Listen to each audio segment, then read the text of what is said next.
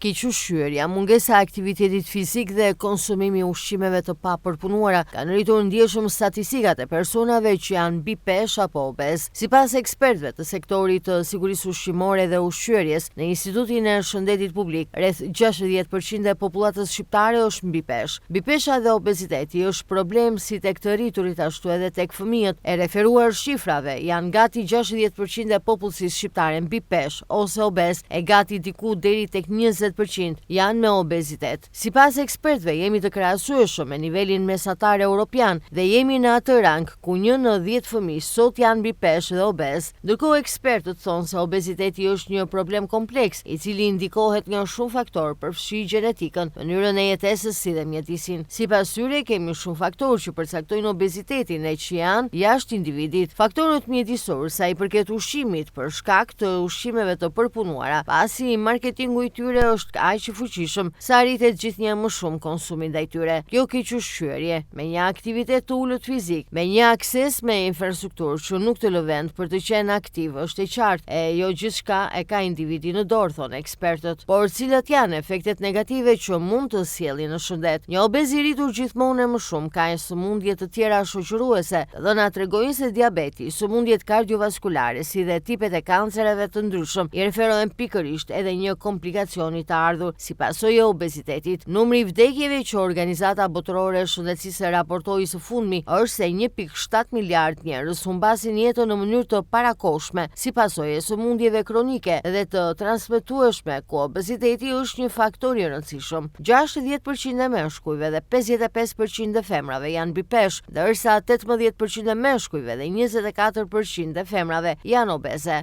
Këto statistika tregojnë një tendencë shqetësuese të rritjes së obezitetit në Shqipëri, duke theksuar nevojën për ndërhyrje të fokusuara në promovimin e një stili jetese të shëndetshme.